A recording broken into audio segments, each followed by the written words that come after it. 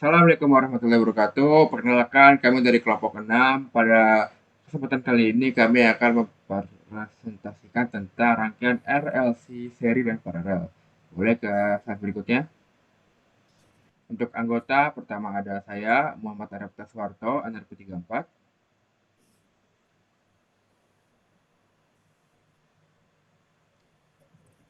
Untuk selanjutnya ada dengan saya sendiri, Kevin Rahmatul Sakti dengan RLP 41226028.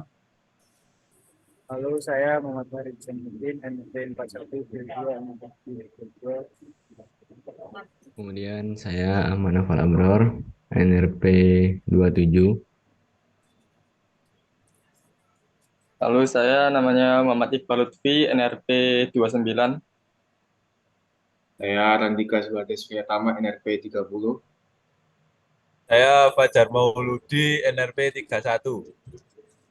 Dan saya Dendi Masyaur Tama, NRP 33. Oke, selanjutnya sebelum kita membahas sifat-sifatnya, kita harus mengetahui dulu apa itu rangkaian RLC seri.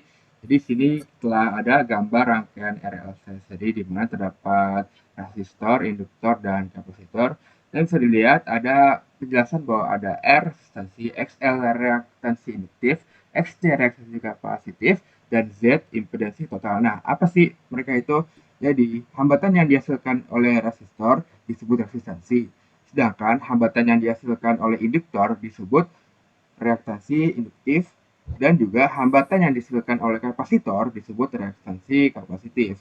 Nah, ketiga besar hambatan tersebut ketika digabungkan adalah disebut impedansi atau hambatan total. Bisa ke next slide. Lalu ini adalah diagram fasor.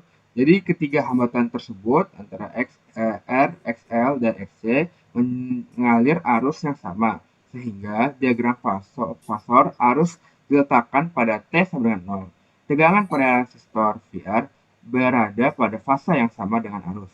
Tegangan VL pada reaktansi induktif XL mendahului arus 90 derajat dan tegangan VC pada reaktansi kapasitif X tertinggal oleh arus sejauh 90 derajat. Terlihat ini ada rumusnya VR sama dengan Imax R sin omega T sama dengan Vmax sin omega T, lalu VL sama dengan Imax XL sin omega T plus 90 sama dengan Vmax sin omega T plus 90, dan juga VC sama dengan Imax XC sin omega T minus 90 sama dengan Vmax sin omega T minus 90. Bisa ke next slide. Lalu ini adalah beberapa rumus dari RLC seri. Seperti ketika kita ingin mendapatkan tegangan total, bisa dengan rumus akar VR kuadrat ditambah dalam kurung VL min VC kuadrat. Bisa dilihat bahwa yang akan mempengaruhinya juga jika VR dan VL-nya tinggi, maka tentu V totalnya akan tinggi, dan juga jika VC-nya tinggi malah akan mengurangi V totalnya, jadi itu akan mempengaruhi. Lalu juga terdapat rumus untuk mencari impedansi, yaitu dengan rumus akar R kuadrat plus dalam kurung XL min XC kuadrat. Bisa dilihat juga bahwa dalam kasus kapasitor, jika dia semakin tinggi maka malah total impedansinya akan semakin rendah, sedangkan untuk komponen lainnya semakin tinggi maka akan semakin tinggi juga impedansinya.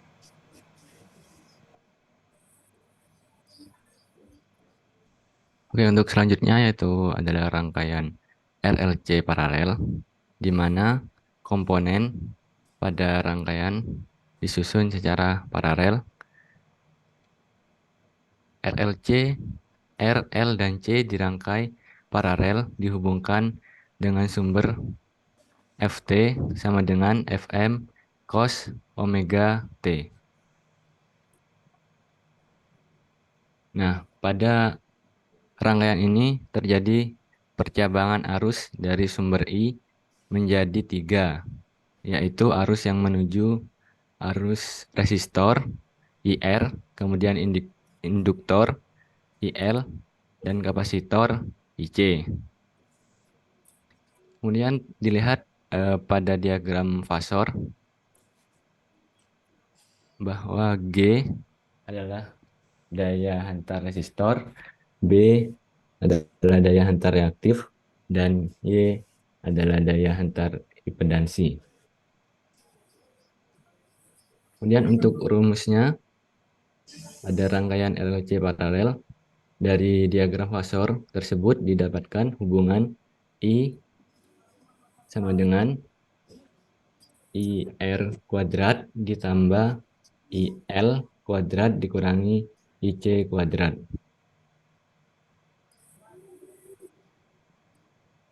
Sehingga didapatkan bahwa I sama dengan akar dari IR kuadrat ditambah IL kuadrat dikurangi IC kuadrat. Oke, next. Kemudian selanjutnya untuk menentukan admitansinya, Y sama dengan akar dari G kuadrat ditambah BL dikurangi BC kuadrat. Untuk menentukan impedansinya, Z sama dengan 1 per Y atau sama dengan 1 per akar 1 per R kuadrat ditambah 1 per theta L, 1 per omega L dikurangi omega C dalam kurung kuadrat. Oke. Lalu berikutnya kita masuk ke sifat AC, RLC seri, dan paralel. Bisa di next slide. Sifat AC resistor pada RLC seri. Resistor memiliki impedansi resistansi kompleks yang sama pada semua frekuensi AC. Impedansi resistor dalam rangkaian seri hanya terdiri dari resistansi R itu sendiri. Lalu resistor tidak menyebabkan perubahan fase antara tegangan dan arus. Fase tegangan dan arus pada resistor selalu bersamaan. Lalu sifat AC induktor pada RLC seri. Pada frekuensi rendah, induktor memiliki impedansi yang cenderung tinggi. Impedansi induktor dalam rangkaian seri dapat dihitung dengan rumus XL sama dengan 2 VF dikali L, di mana F adalah frekuensi AC dan L adalah nilai induktor. Induktor menyebabkan perubahan fase antara tegangan dan arus. Fase arus pada induktor tertinggal 90 derajat dibandingkan dengan tegangan pada induktor. Dan juga ada sifat AC kapasitor RLC seri. Pada frekuensi rendah, kapasitor memiliki impedansi yang cenderung tinggi. Impedansi kapasitor dalam rangkaian seri dapat dihitung dengan rumus XC sama dengan 1 per 2 VFC, di mana F adalah frekuensi AC dan C adalah nilai kapasitor. Lalu kapasitor menyebabkan perubahan fase antara tegangan dan arus. Fase tegangan pada kapasitor tertinggal 90 derajat dibandingkan dengan arus pada kapasitor. Kemudian untuk sifat pada komponen RLC paralel, yang pertama yaitu pada sifat AC pada resistor. Resistor memiliki resistansi yang sama pada semua frekuensi AC, sehingga resistansi tidak berubah dalam rangkaian paralel. Kemudian resistor tidak menyebabkan perubahan fasa antara tegangan dan arus. Fasa, tegangan, dan arus pada resistor selalu bersamaan. Kemudian untuk pada sifat AC pada induktor, pada frekuensi rendah, induktor memiliki impedansi yang cenderung rendah. Impedansi induktor dalam rangkaian paralel dapat dihitung dengan rumus XL sama dengan 2pi VL, di mana V adalah frekuensi AC dan L adalah nilai induktor. Induktor menyebabkan perubahan fasa antara tegangan dan arus. Fase arus pada induktor tertinggal 90 derajat dibandingkan dengan tegangan pada induktor. Next. Selanjutnya, sifat AC pada kapasitor. Pada frekuensi rendah, kapasitor memiliki impedansi yang cenderung rendah. Impedansi kapasitor dalam rangkaian paralel dapat dihitung dengan rumus XC sama dengan 1 per 2 pi FC, di mana F adalah frekuensi AC dan C adalah nilai kapasitor. Kapasitor menyebabkan perubahan fasa antara tegangan dan arus. Fasa tegangan pada kapasitor tertinggal 90 derajat dibandingkan dengan arus pada kapasitor.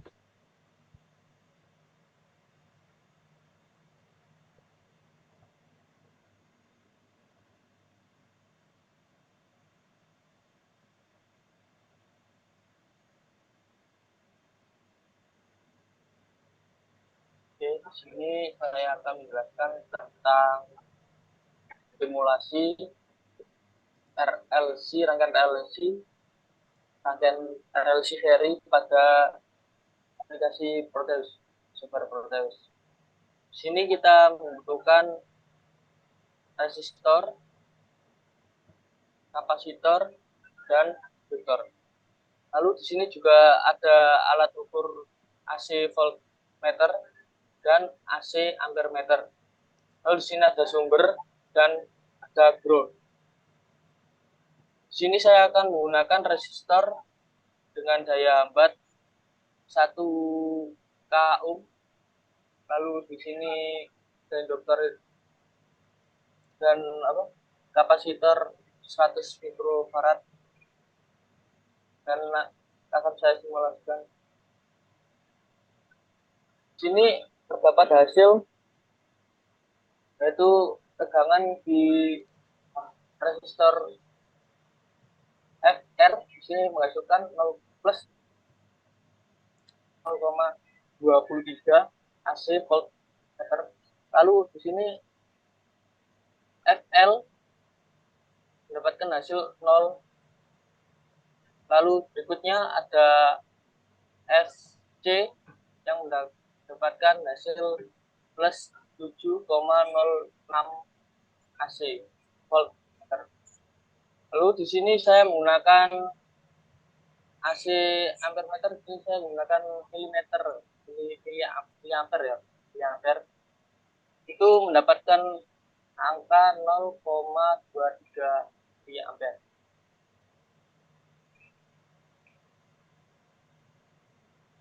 Mungkin bisa dilanjutkan ke slide berikutnya.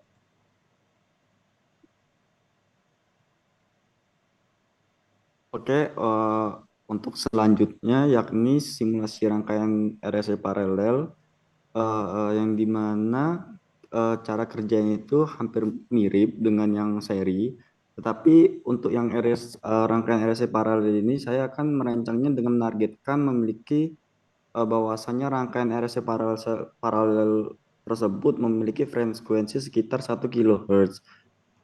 Untuk merancang rangkaian RLC paralel dengan frekuensi 1 kHz tersebut terdapat beberapa langkah-langkah. Berikut akan saya jelaskan langkah-langkahnya. Yang pertama itu kita harus memilih nilai resistor atau R yang sesuai dengan kebutuhannya.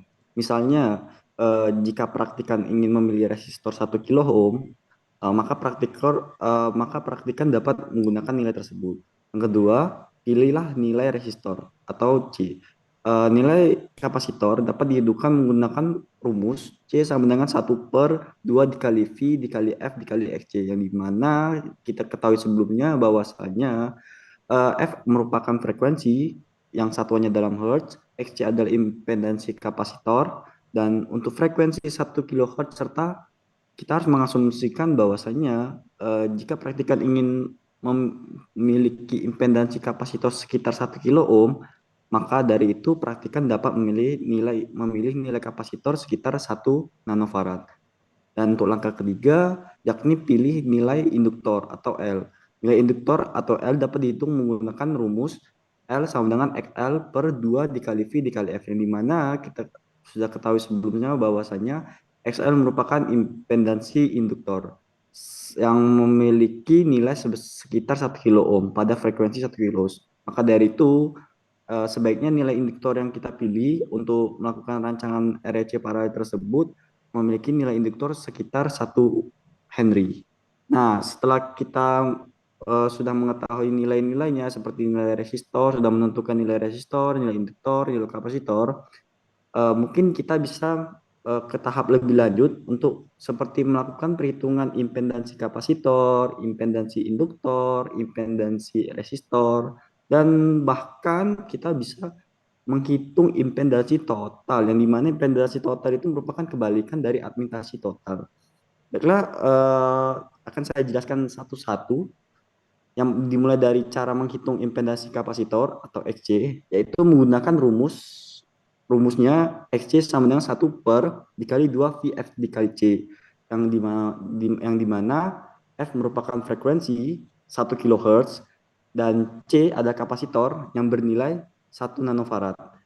Terus kita input XC, kita mendapatkan nilai XC sama dengan 1 per dikali 2V dikali 1 kHz dikali 1 nanofarad. Terus kita masukkan lagi 1 per 2V dikali 1000 dikali 1 E pangkat 9. Maka dari itu kita mendapatkan impedansi kapasitor sekitar 159,1 159,155 ohm. Yang selanjutnya kita dapat menghitung impedansi induktor atau XL dengan menggunakan rumus XL sama dengan 2VF dikali L. Yang dimana sebelumnya kita sudah mengetahui bahwasanya F adalah frekuensi, nilainya juga sama, sudah pasti 1 kHz, dan L adalah induktor, yang dimana nilainya kita sudah menentukan sebelumnya bahwasanya nilai induktor yang kita pilih adalah 1 Henry. Terus kita tinggal input ke dalam rumus, maka dari itu didapatkan XL sama dengan 2V dikali 1 kHz dikali 1 Henry sama dengan 2V dikali 1000 dikali 1. Maka dari itu didapatkanlah impedansi induktor sekitar 6283 ohm.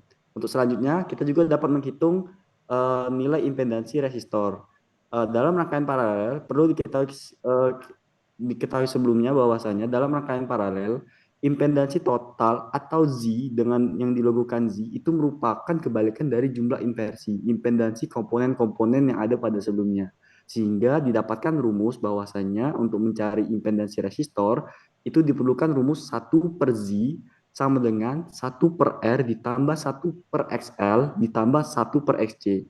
Nah, maka dari itu dalam hal ini resistor dapat disebagaikan impedansi resistor yang dimana akan kita tentukan. Maka dari itu tinggal kita input nilainya 1 per Z sama dengan 1 per dikali 1 kilo ohm ditambah 1 per 6283 ohm tadi yang udah kita dapat tadi yang di atas ditambah 1 per 159,155 ohm yang dimana 159,155 ini tadi merupakan impedansi kapasitor. Terus kita hitung dengan tahapan lanjutan, maka didapatkan 1 per Z sama dengan 0,001 ditambah 0,000159 ditambah 0,006287. Maka dari itu didapatkan Z sama dengan 1 per 0,007446. Maka dari itu kita mendapatkan impedansi totalnya atau Z yang dimana kebalikan dari jumlah inversi impedansi itu sekitar 134,377 ohm. Nah, selain menghitung impedansi resistor, menghitung impedansi induktor, dan menghitung impedansi kapasitor, kita juga dapat menghitung jumlah admitasi inversi komponen-komponen. Yang dimana dalam rangkaian paralel itu impedansi total atau Z merupakan kebalikan dari admitasi total atau Y yang dilogokan sebagai Y. Terus admitasi total dapat didudukan sebagai jumlah admitasi inversi komponen-komponen yang dimana menggunakan rumus Y sama dengan 1 per Z. Terus kita tinggal input, Z-nya sudah kita dapatkan sebesar 134,377 ohm, Y sama dengan 1 per Z sama dengan 1 per 134,377, maka dari itu didapatkan 0,0074446 Siemens. Maka dari itu kita mendapatkan admitasi total sekitar 0,007446 Siemens. Nah, dengan menggunakan nilai induktor 1 Henry, kapasitor 1 nanofarad, dan resistor 1 kilo ohm, praktikan dapat menghasilkan frekuensi 1 kHz dalam rangkaian RLC paralel. Namun, perlu diingat kembali bahwasanya toleransi komponen dan efek parasitik dapat mempengaruhi hasil akhir, sehingga penyesuaian mungkin diperlukan saat merakit rangkaian tersebut dipraktikkan dalam mungkin di PCB atau gitu dalam lab. Oke, sekian, terima kasih. Dapat dilanjutkan untuk slide selanjutnya.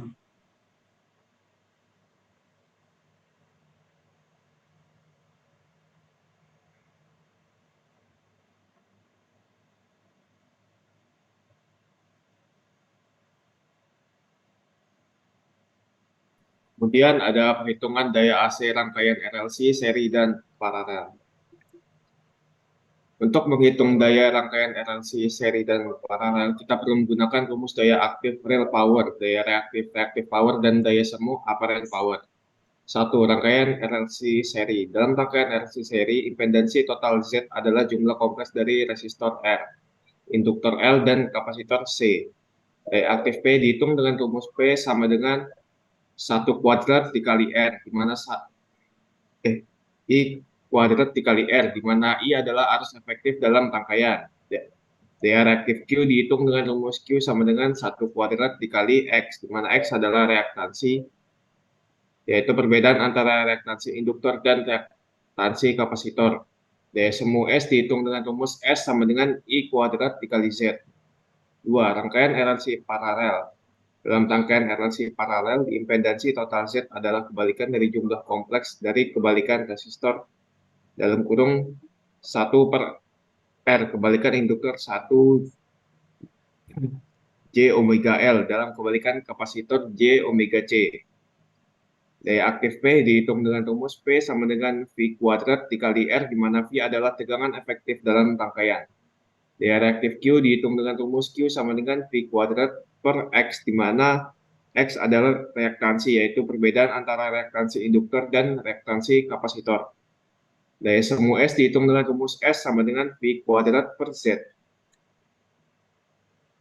Perhatikan bahwa rumus di sebelah menggunakan arus efektif I dan tegangan efektif P dalam perhitungan daya. Jika hanya diketahui nilai puncak arus I per P atau nilai puncak tegangan V per P, praktikum perlu mengkonversinya menjadi nilai efektif terlebih dahulu.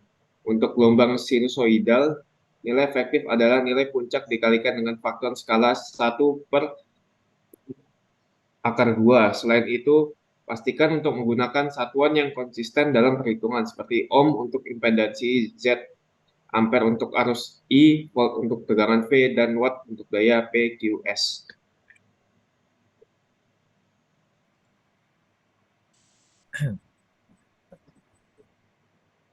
Contoh soal dari rangkaian RLC seri. Tentukan arus maksimum dan sifat rangkaian tersebut. Diketahui pada rangkaian yaitu resistor sebesar 8 ohm, induksi sebesar 3,2 mH, dan kapasitor sebesar 800 mikrofarad, dan daya sebesar 125 radian per second, dengan tegangan sebesar 120 volt. Menentukan arus maksimum dan sifat rangkaian. Untuk mencari arus maksimum dan sifat rangkaian, Kuiperian harus mencari hambatan induktor, hambatan kapasitor, dan resistornya. Untuk menghitung hambatan induktor, yaitu daya dikali dengan induktor itu sendiri, yaitu sama dengan 125 dikali 3,2 kali 10 pangkat min 3. Didapat hasil sebesar 4 ohm. Sedangkan hambatan kapasitor dapat dihitung dengan 1 per daya dikali dengan hambatan resistor kali 10 pangkat 4. Sama dengan 1 per 125 dikali 8 dikali 10 pangkat 4. Sama dengan didapat hasil 10 ohm. Untuk menghitung impedansi yaitu akar R2 plus hambatan induktor min hambatan kapasitor pangkat 2. Sama dengan akar 8 pangkat 2 plus 4 min 10 pangkat 2. Didapat hasil 10 ohm. Setelah didapatkan hasil di atas, maka kita dapat menentukan arus maksimum, yaitu I sama dengan V per Z sama dengan 120 per 10. Didapat hasil sama dengan 12 ampere. Karena hambatan induktor dan hambatan kapasitor itu lebih besar hambatan kapasitor, maka rangkaian pada soal tersebut bersifat kapasitif. Jadi arus maksimum yang mengalir dan sifat rangkaiannya berturut-turut adalah 12 ampere dan bersifat kapasitif. Next.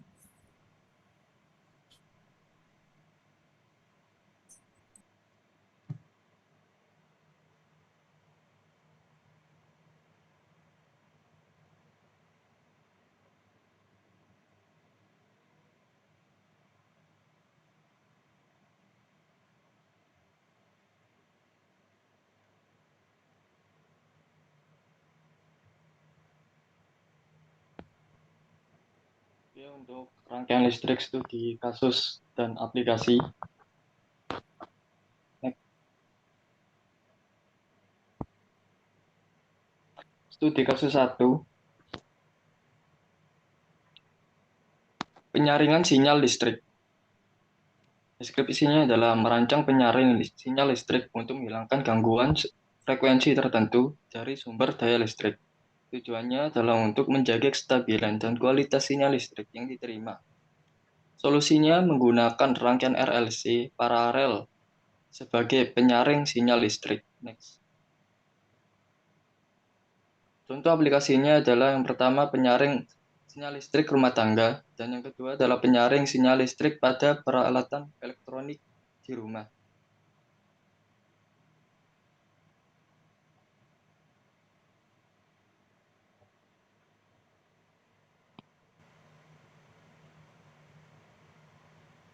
Untuk yang kedua yaitu studi kasus 2, yaitu resonansi dalam sistem pemancar.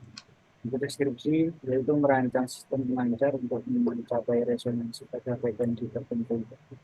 Tujuannya yaitu mengoptimalkan dan memperkuat sinyal transmisi pada frekuensi yang ditentukan. Solusinya yaitu menggunakan rangkaian RLC seri sebagai bagian dari sistem pemancar untuk mencapai resonansi. Next. Contoh aplikasinya yaitu sistem radio FM, lalu pemancar gelombang elektromagnetik. Untuk studi kasus ketiga, next. Filter sinyal sensor. Deskripsi menyerancang filter untuk menghilangkan noise atau gangguan pada sinyal sensor. Tujuannya adalah untuk mendapatkan sinyal sensor yang akurat dan bebas dari gangguan. Solusinya menggunakan rangkaian LC, seri atau paralel sebagai bagian dari filter sinyal sensor.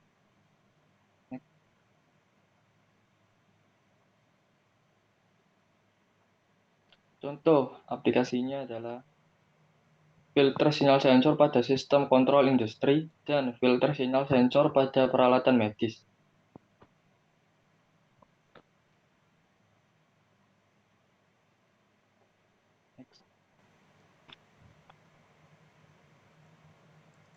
Ya, sekian presentasi dari kelompok 6. Untuk kurang lebihnya mohon maaf. Assalamualaikum warahmatullahi wabarakatuh.